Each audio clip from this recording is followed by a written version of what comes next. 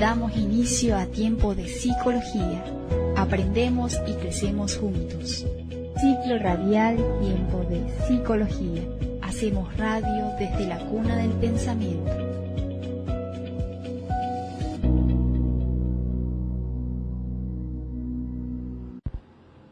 Hola, mi nombre es Marcelo Alejandro Pedrosa. Es un honor compartir con ustedes Tiempo de Psicología desde la radio de la Facultad de Filosofía de la Universidad Nacional del Este, Ciudad del Este, República del Paraguay, para oyentes de diferentes partes del mundo. Es el episodio 114 de Tiempo de Psicología. Nos acompaña Isabel Villalba Catebeque, licenciada en Psicología, especialista en Psicología Clínica, especialista en Psicología Jurídica y Forense, psicóloga de consultorio en el Centro de Salud de Benjamín Acebal, departamento de Presidente Hayes, coordinadora y psicóloga forense de la Oficina Técnico Forense de la Circunscripción Judicial de Presidente Hayes. El tema del episodio 114, de la comunidad al estrado, la fusión de la psicología preventiva y la práctica forense. Bienvenida a Tiempo de Psicología, Isabel. Gracias, Marcelo. Hola, ¿cómo estás? Muy bien y contento por poder escucharte y dispuesto junto a la audiencia a aprender a través de tu ser. Marcelo, sí. Yo la que estoy contenta en estar aquí y poder hablar contigo, hablar con tu audiencia y así, a las órdenes. Bueno, muchas gracias. Quisiera comenzar preguntándote cómo nos podés explicar esto de la titulación del tema que inicialmente hablamos de la comunidad al estrado. ¿Qué es la comunidad? La comunidad es la población en sí, la familia, los adolescentes, la comunidad educativa, la sociedad. La sociedad en su conjunto. Sí. La fusión de la psicología preventiva en la práctica forense. ¿Cómo es importante la prevención antes de llegar al estrado, al sistema judicial? Claro. ¿Qué verbo este de que se sitúa como central en nuestro encuentro, en este episodio, prevenir? ¿Y cómo se previene? Para empezar, vamos a definir la cancha. Los conceptos en este caso. Adelante. Vamos a definir lo que es la psicología jurídica, la psicología forense y la preventiva. Adelante, maestra. En cuanto a lo que es la psicología jurídica, vamos a decirle que es el gran paraguas que abarca todo. El estudio general del comportamiento humano dentro del ámbito del derecho y de la ley, para entender en nuestras palabras. Estudia desde el por qué se crean ciertas leyes hasta la psicología del testimonio, la criminología, la mediación. Es la teoría de la ciencia que une la psicología con la justicia. Es la psicología jurídica. La psicología forense es la especialista de acción, es el barco o el brazo operativo que está dentro de lo que es la psicología jurídica. La forense interviene de forma reactiva cuando ya el tejido social se rompió, el delito o la conducta antijurídica ocurrió.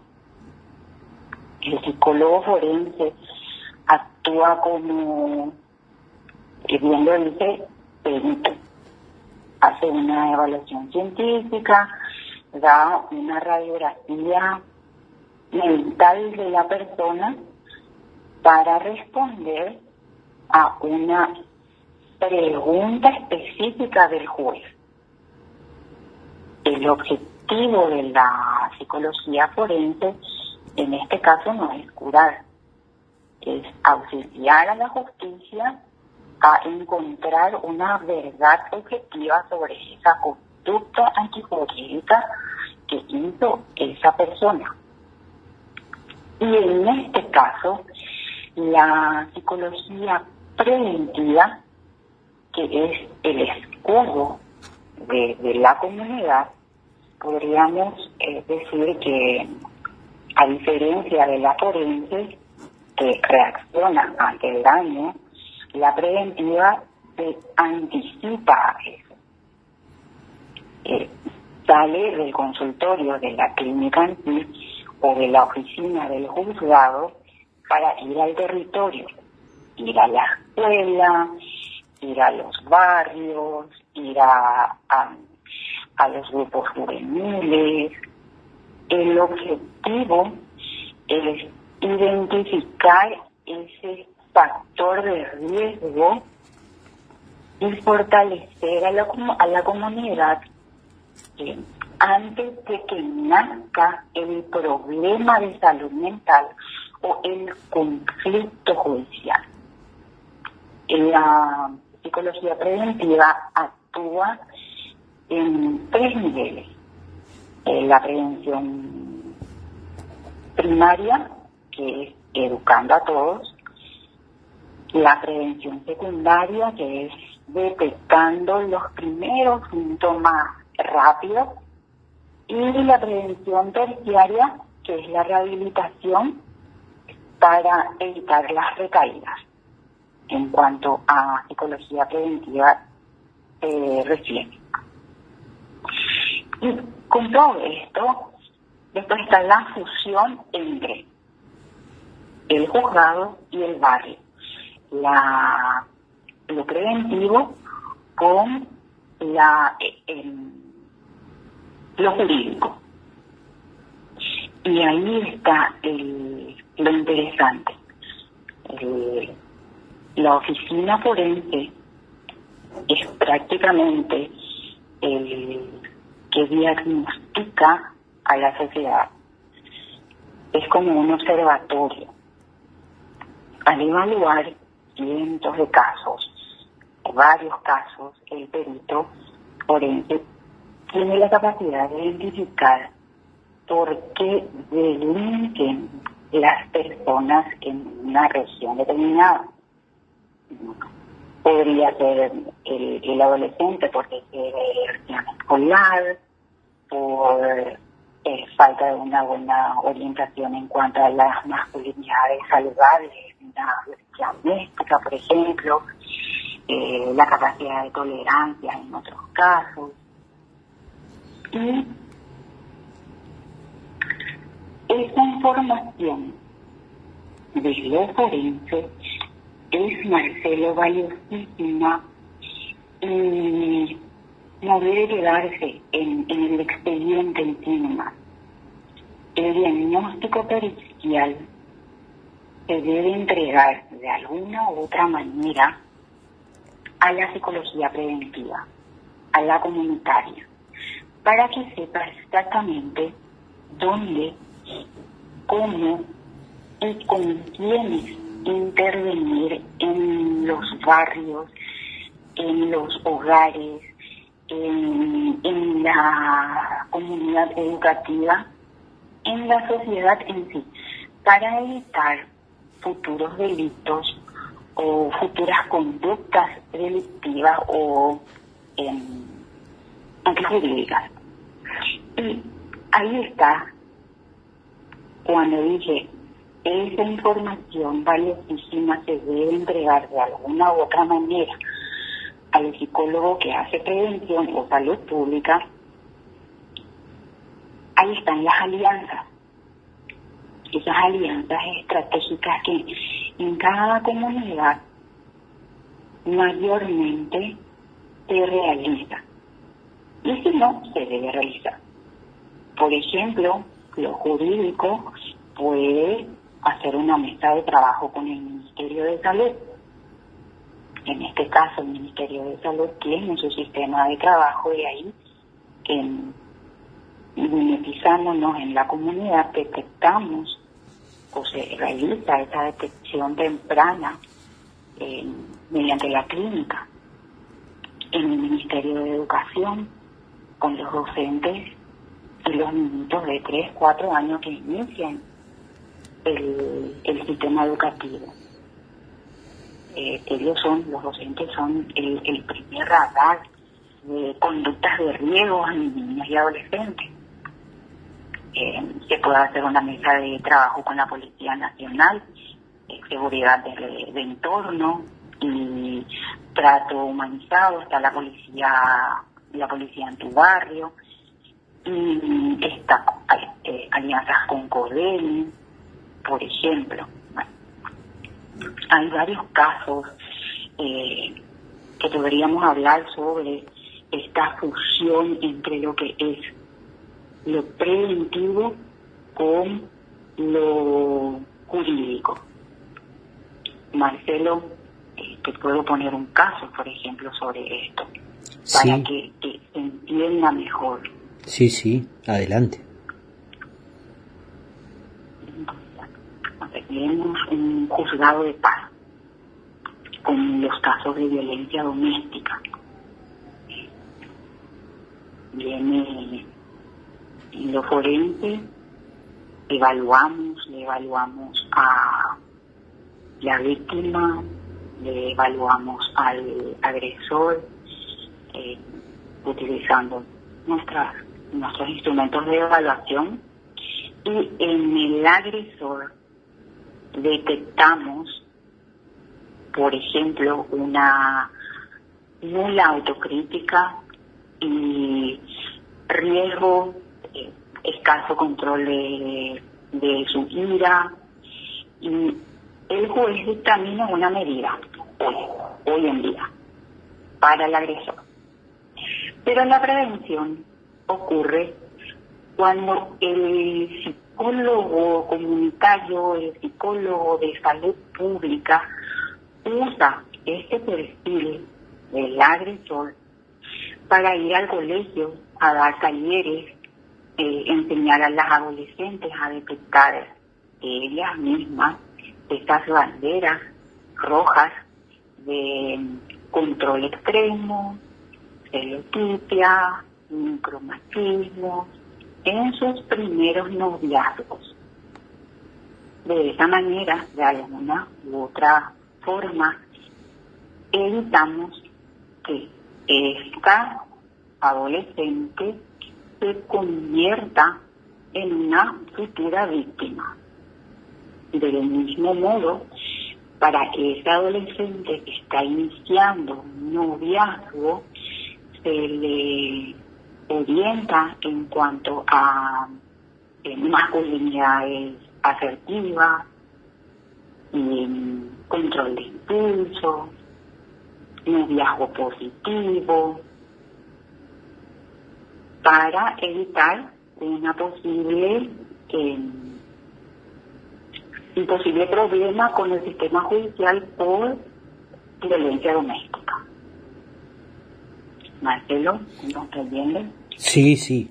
Allí el caso nos permite identificar esto que nos has enseñado inicialmente de lo que representa toda la estructura y que está, en cierta manera, que permite que socialmente el ser humano se sienta que está contenido por las respectivas instituciones que tienen como finalidad precisamente la tutela del bienestar social. Estamos escuchando a Isabel Villalba Catebeque. Es el episodio 114 de Tiempo de Psicología, el tema de la comunidad al estrado, la fusión de la psicología preventiva y la práctica forense. Te pido autorización, Isabel, para ir a un corte y avanzamos. Sí, gracias, sí, claro. Gracias. Tiempo de Psicología, diálogos inspirados en la admiración. Vivimos Tiempo de Psicología, hacemos radio desde la Facultad de Filosofía de la Universidad Nacional del Este para oyentes de diferentes partes del mundo. Es el episodio 114 de Tiempo de Psicología que puede escucharse vía Spotify por medio del podcast denominado Tiempo de Psicología, como a través del canal de YouTube Radio Fafi. Nos acompaña Isabel Villalba Catebeque, licenciada en Psicología, especialista en Psicología Clínica, especialista en Psicología Jurídica y Forense, y está abordando la maestra el tema de la comunidad al estrado, la fusión de la psicología preventiva y la práctica forense. Y aquí, Isabel, al escucharte al final del bloque pasado sobre el caso que presentabas, me gustaría que nos enseñes acerca de esto de la oficina forense como observatorio. ¿Qué podés decirnos al respecto? Sí, Marcelo. El perito como diagnosticador social, como observatorio social. Marcelo, me gustaría comparar la oficina técnico forense con la sala de terapia intensiva de un hospital.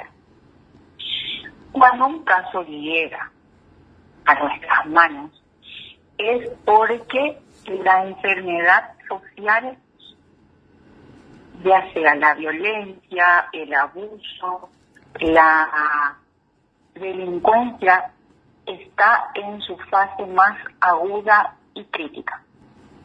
El tejido ya se rompió, por eso el perito no solo evalúa a un individuo, el perito acumula datos.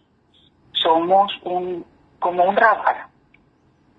Si en un mes, por ejemplo, recibimos 20 casos de violencia donde el detonante es el alcohol y la falta de control de impulsos, entonces tenemos en nuestras manos la estadística real de qué es lo que está enfermando a nuestra población. Y ahí está los niveles de prevención, el enfoque desde lo que es salud pública. Para entender, Marcelo, vamos a hablar de estos 3 niveles de prevención que hablé en el bloque anterior. El nivel de prevención primario, que yo acostumbro llamarle el escudo, evitar que el fuego inicie. El primer nivel es la intervención que hacemos en la población general, que está sana, la población sana, no presenta síntomas de conflicto. No esperamos a que haya un problema, nos anticipamos a que el objetivo de este nivel de prevención primario, que es el escudo, que le llamo yo, es instalar factores protectores en la comunidad, en la cultura de esa comunidad. Explicando, no se trata de apagar el incendio, sino de hacer que ese bosque sea a prueba de fuego. Esto, Marcelo, significa ir a la comunidad educativa, jardín de infantes, a enseñar educación emocional, lanzar campañas masivas en los municipios sobre pautas de crianzas positivas para padres primerizos, fomentar las, yo le llamo, masculinidades saludables, la inteligencia emocional en niños, y promover vínculos de respeto mutuo en los medios de comunicaciones locales, por ejemplo. Es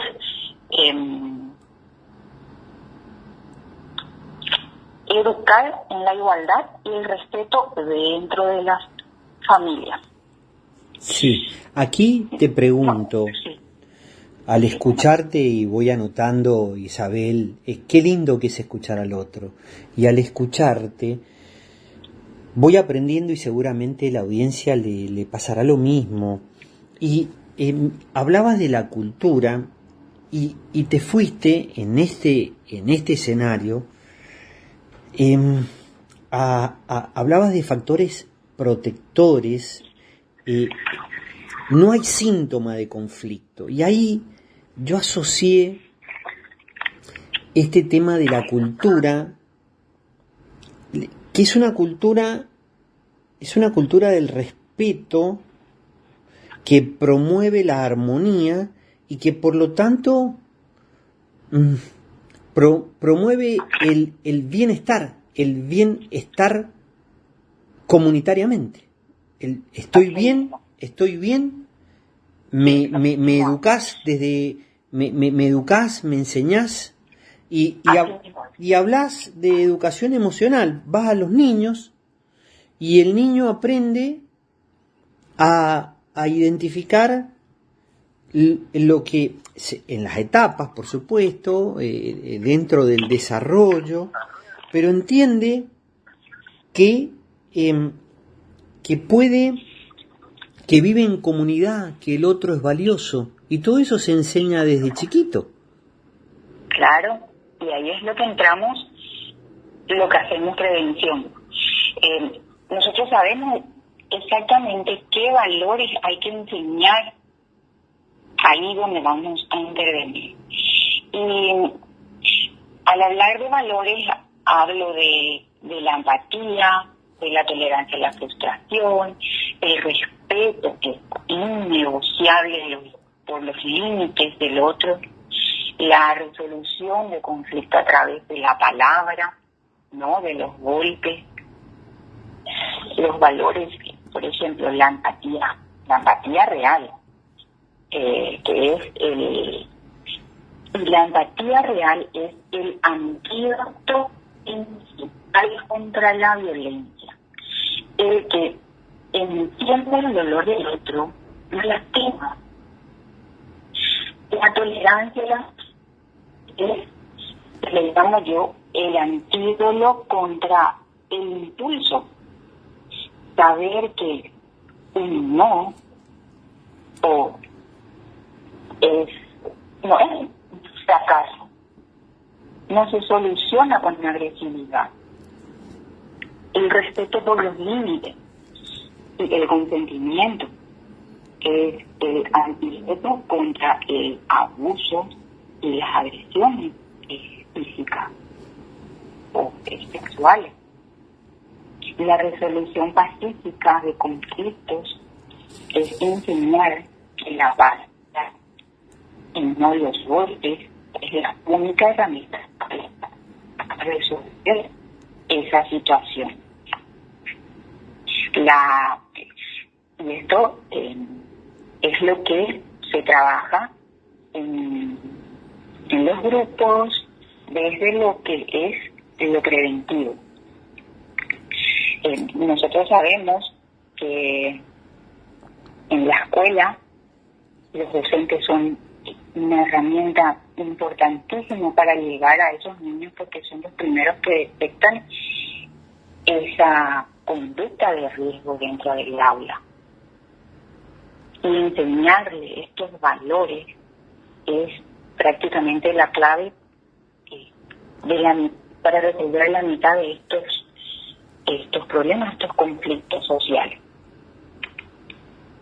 Bueno, eso es en cuanto a la prevención primaria, que yo le llamo el escudo, que es esto, enseñarle estos valores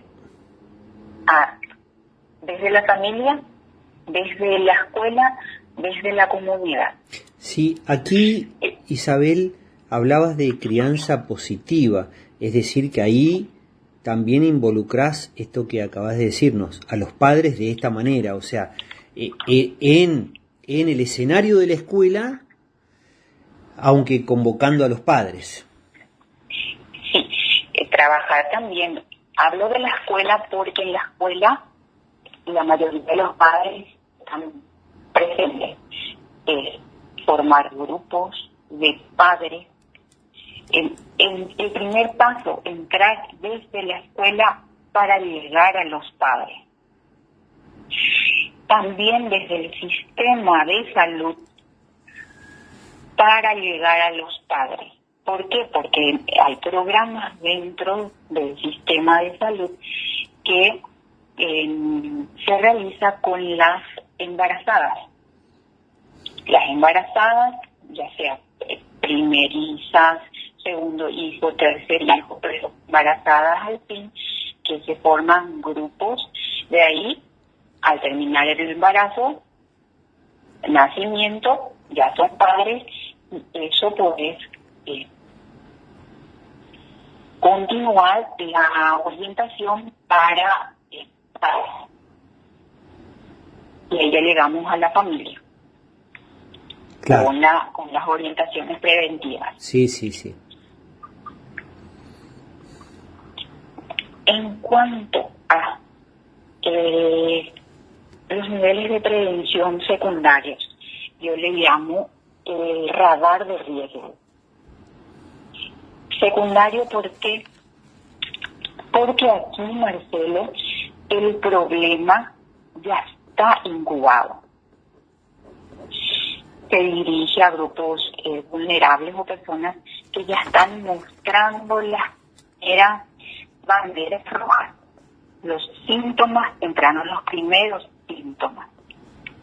Pero el conflicto aún no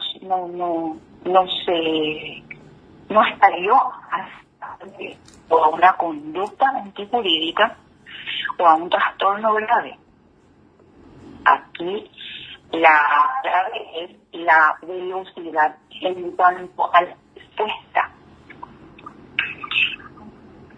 Este es el nivel donde necesitamos que las escuelas y los servicios de salud estén atentos, porque son en donde se pueden detectar estos primeros síntomas.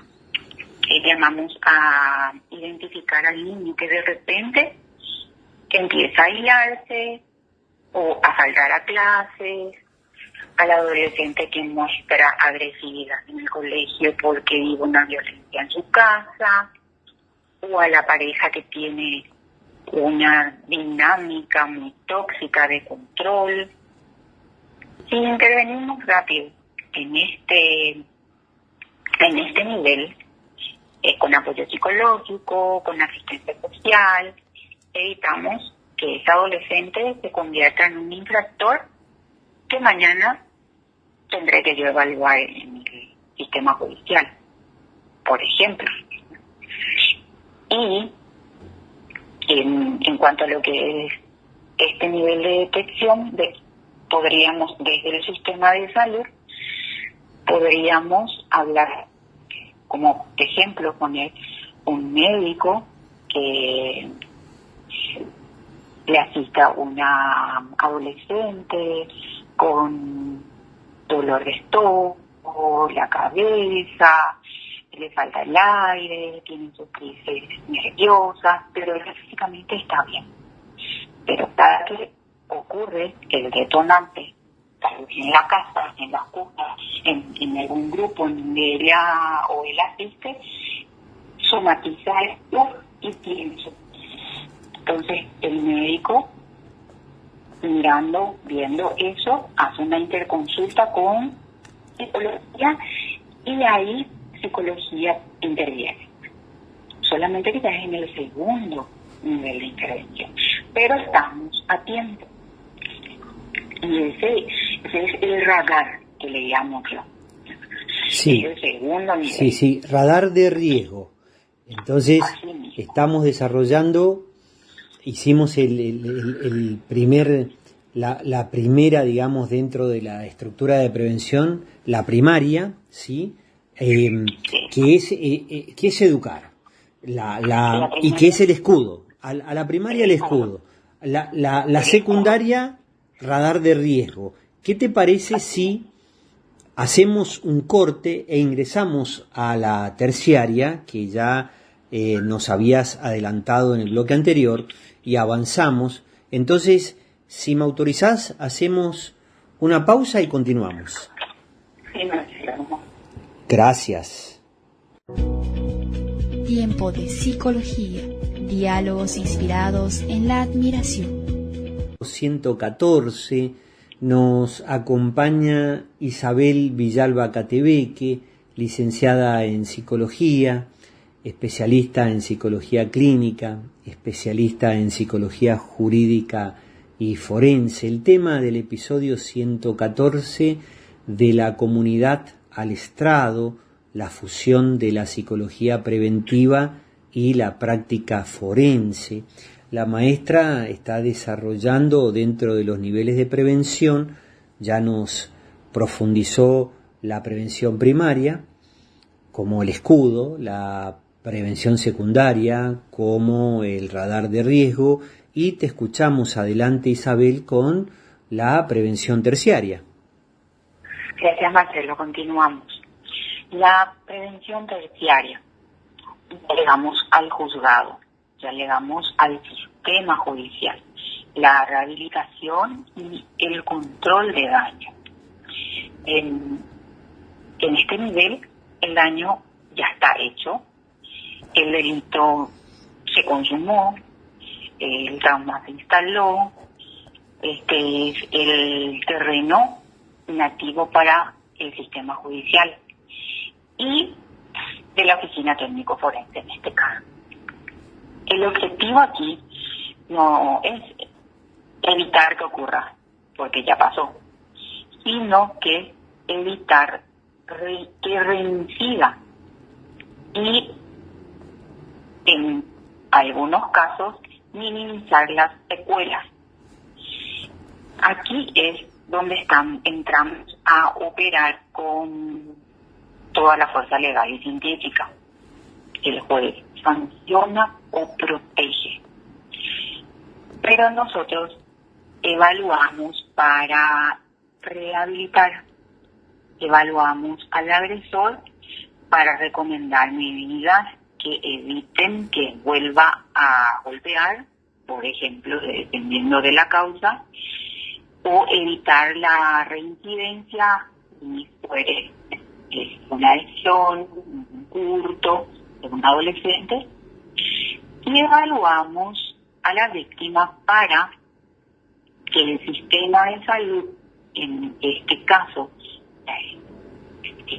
un servicio de salud cercano de donde resida la víctima, la contenga y no desarrolle algún estrés postraumático crónico dependiendo del acontecimiento que hizo que se judicialice el problema. Si fracasamos en esta prevención terciaria, el ciclo de violencia o de conducta antijurídica se repite y el sistema judicial colapsa con lo mismo. En este caso, el daño ya se consumó y venimos y entramos a apagar el incendio. Tristemente, aquí es donde suele operar el sistema judicial y donde el fuego ya arrasó todo, ya arrasó con la casa. Y a esto es lo que yo le llamo apagar el incendio. Por ejemplo,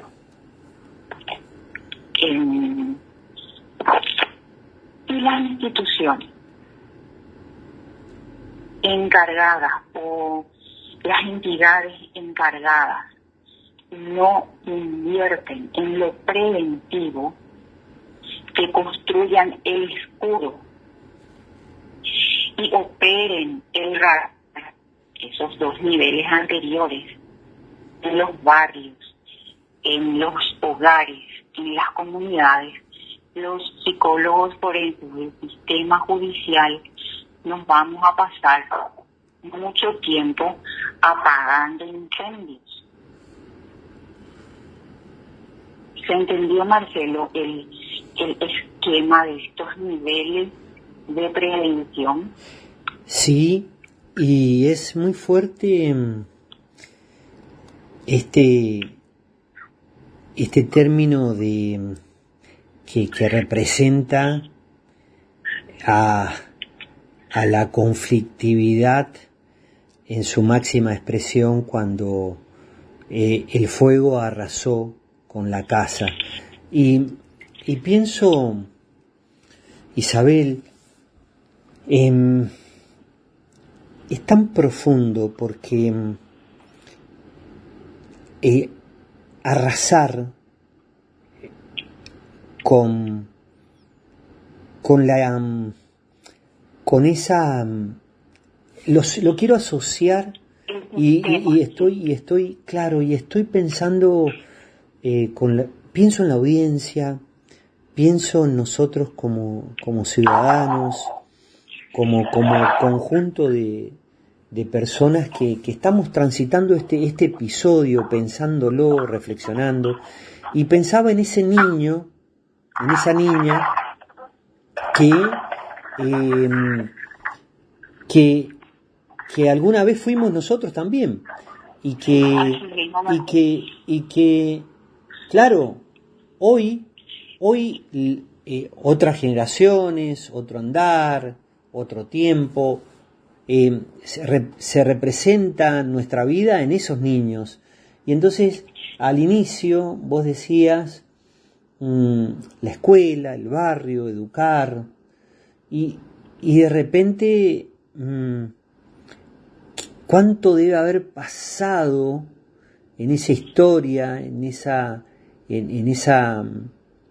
familia, en ese espacio, en ese vínculo interno, intrafamiliar, profundo, para que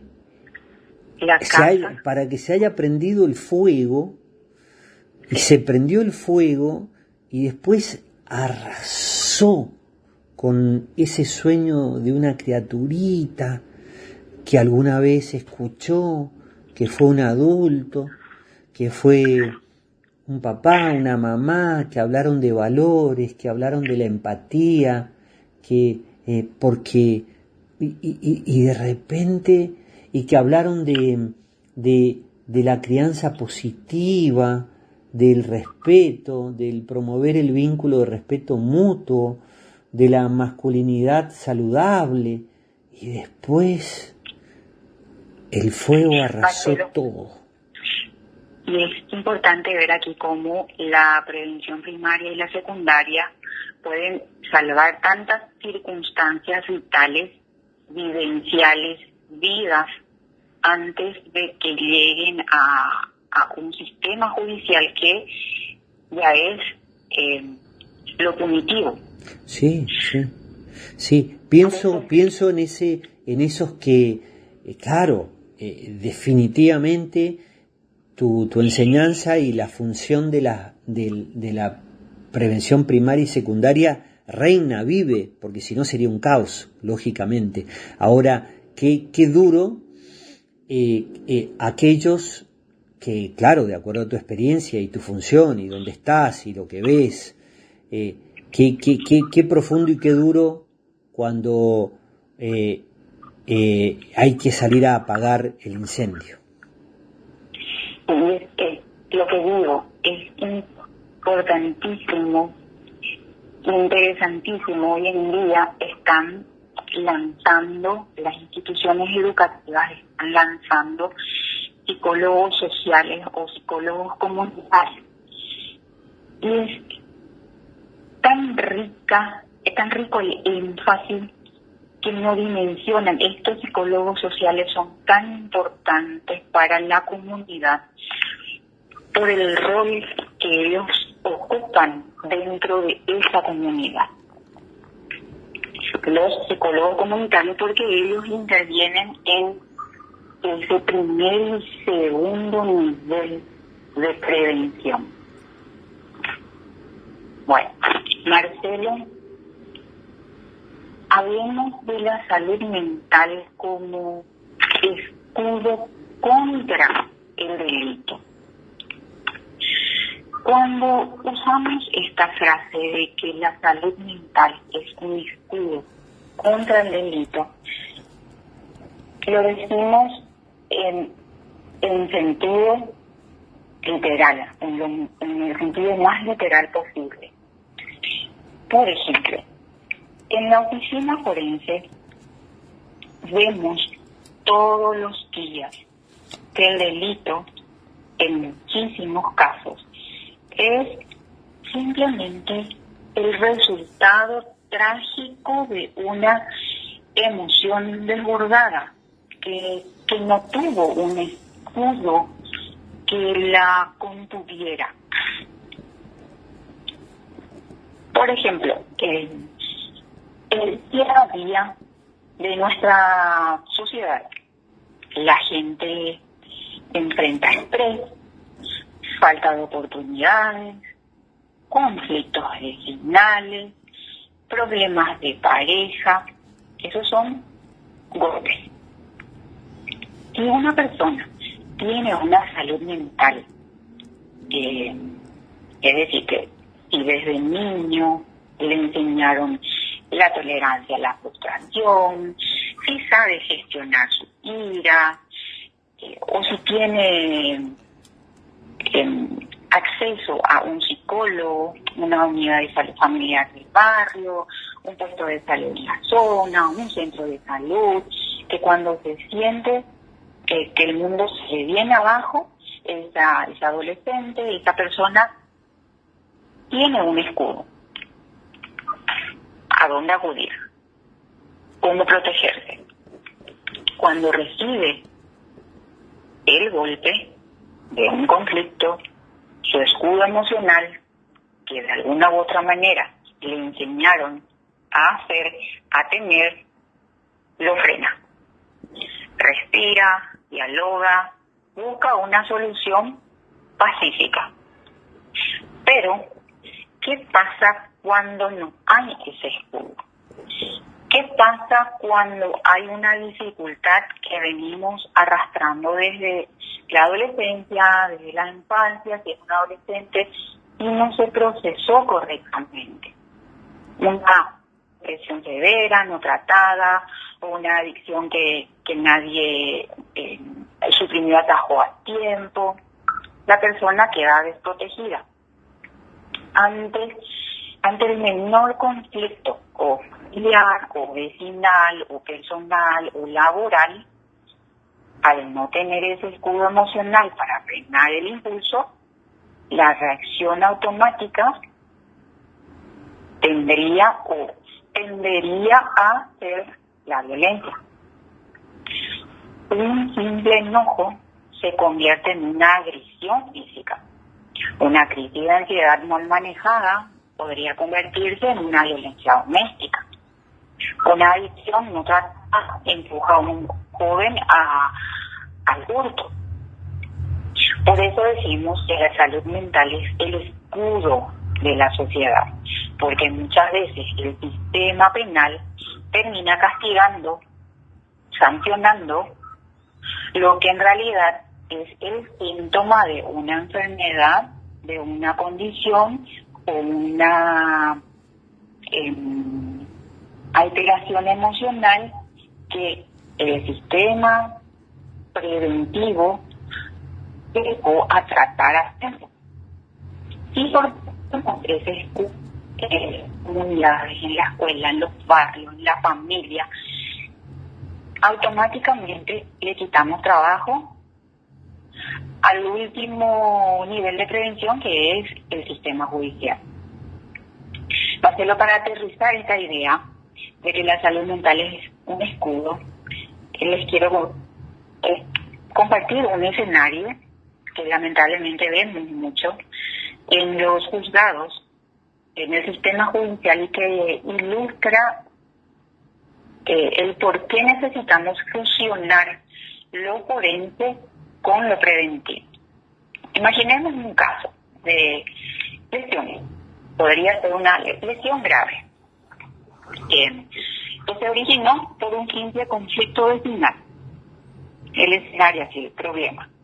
Nos llega un oficio o un expediente, podríamos decirle, de dos vecinos que tras una discusión por un ruido, por la música fuerte, por algún animal ahí, agua que salió del patio, terminan a los golpes. Uno de ellos se va a parar a la camilla de un hospital con una lesión grave en la cabeza, le pegó con algo seguro. Y el otro detenido, enfrentando una situación. Bien. Intervenimos, la oficina técnico forense, el psicólogo forense interviene, que es la radiografía del daño, y entramos nosotros a evaluar al agresor. Nos encontramos con un relato. No vemos más al otro. Encontramos. Acá se fue un poquito la comunicación. Si podés volver a reiterar, por favor. ¿No encuentran? ¿Dónde me quedé? Sí, que no encuentran. No encontramos al evaluar.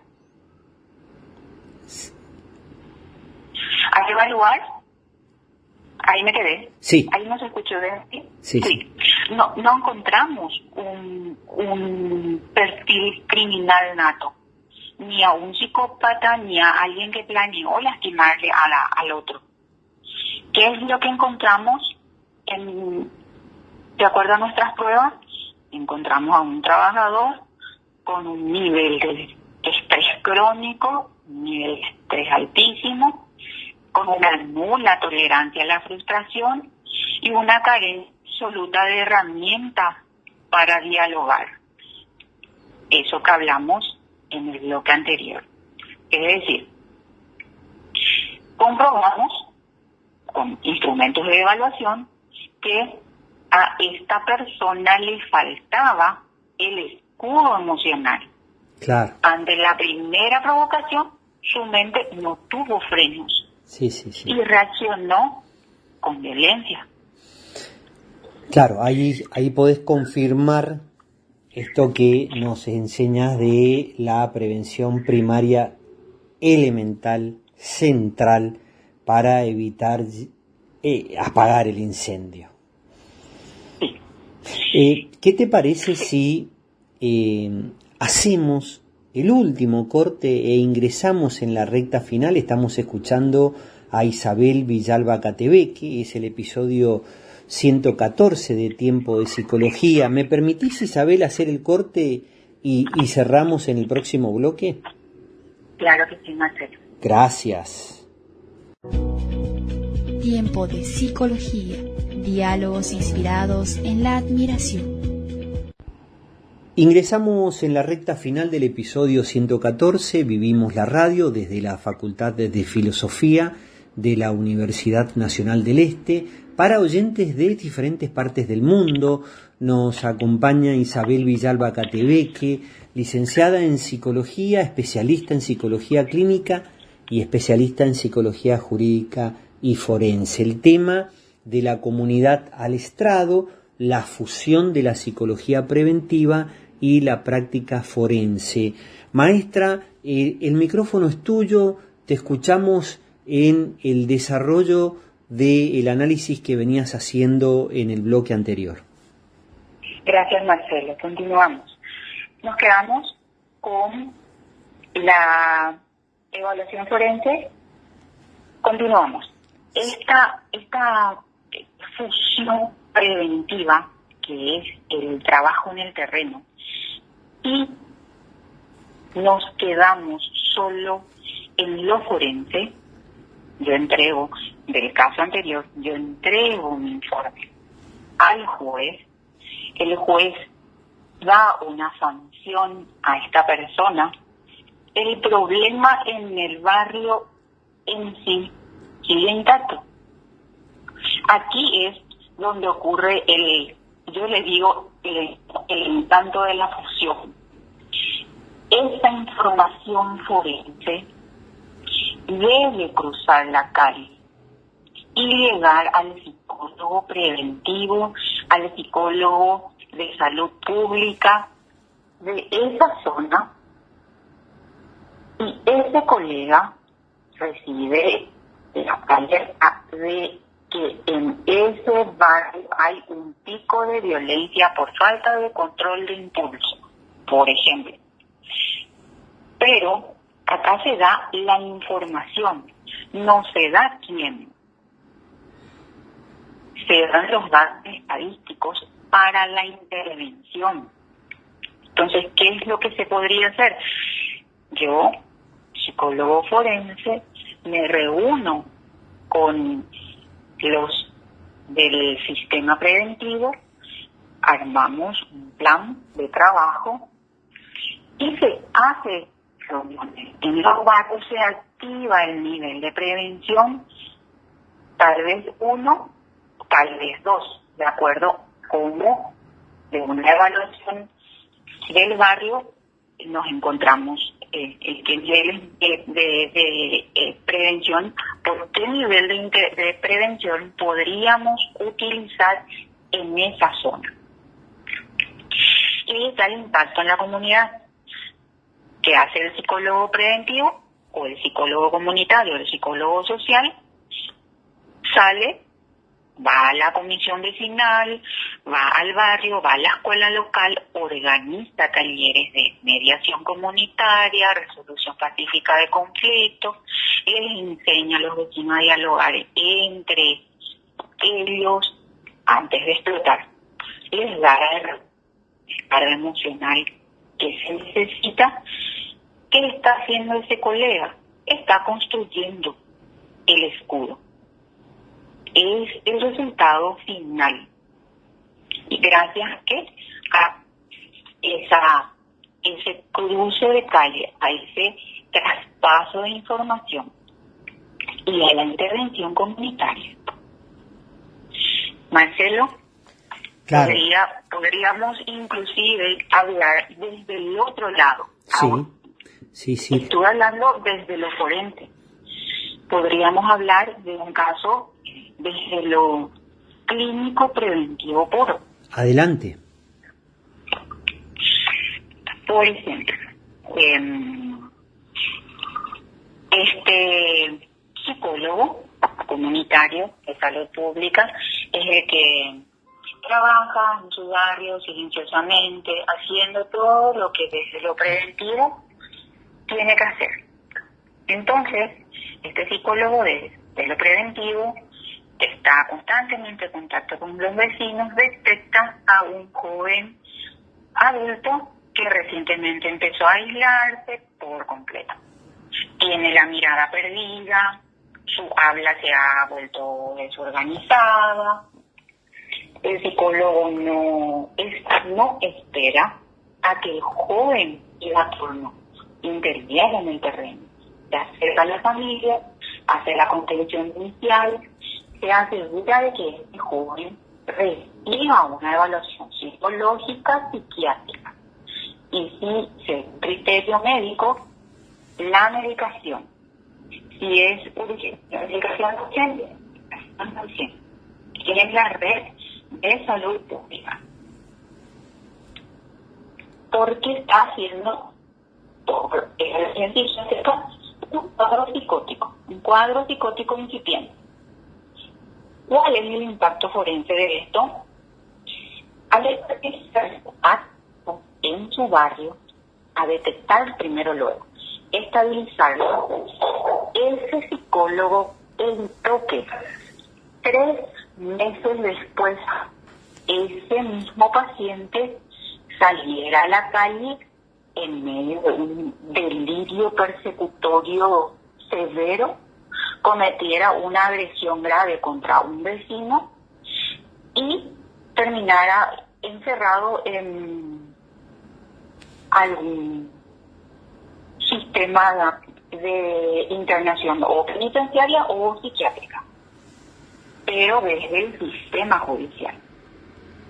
Con eso, lo que quiero dar énfasis es que la clínica oportuna, preventiva y comunitaria es la que verdaderamente sostiene de repente y alivia la justicia.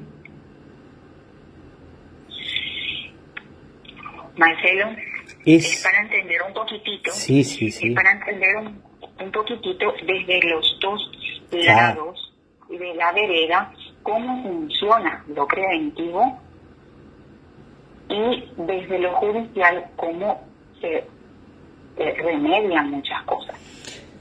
Lo relevante que es poder prevenir desde la educación y lo valioso que es trabajar de manera multidisciplinaria en los ejemplos que has brindado para poder contener, para poder atender, para poder orientar, para por sobre todo desde la profesión cultivar inicialmente el respeto al otro, la convivencia con el otro, desde temprana edad, desde la escolaridad y la impronta de los núcleos sociales que nos contienen desde el inicio, la familia, la escuela, el barrio.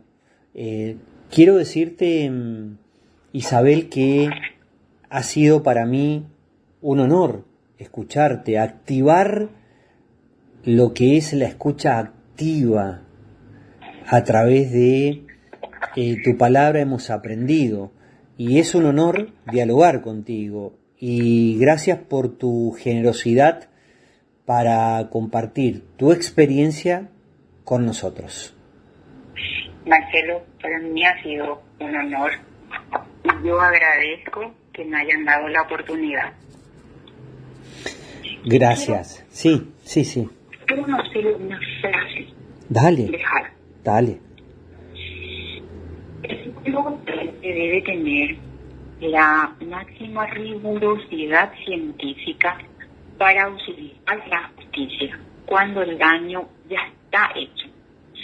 Pero el psicólogo del futuro debe tener el corazón y la vocación en la comunidad para que el daño nunca llegue a ocurrir y, en este caso, la pericia forense más exitosa es aquella que, gracias a la prevención primaria, secundaria, en el barrio, en la escuela, en la comunidad, nunca tuvo que escribirse. Con eso termino. Sí, y si me permitís, quiero que lo vuelvas a reiterar, por favor. A ver si me viene la idea otra vez, Marcelo. Sí, a tu manera. Volvé a reiterarlo, por favor. El psicólogo forense debe tener la máxima rigurosidad para auxiliar a la justicia cuando el daño está hecho. El psicólogo del futuro debe tener el corazón, la vocación en el psicólogo preventivo, para que ese daño nunca llegue a ocurrir. La pericia forense más exitosa es aquella que, gracias a la prevención, el primer nivel, el segundo nivel, allá en la comunidad, en la escuela, en la familia, nunca tuvo.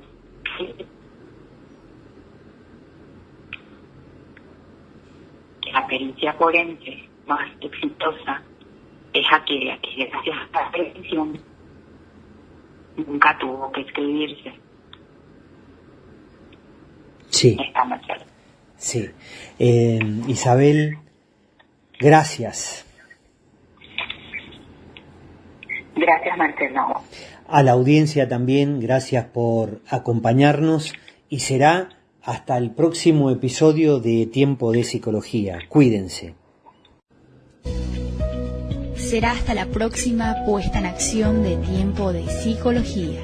Cuídense.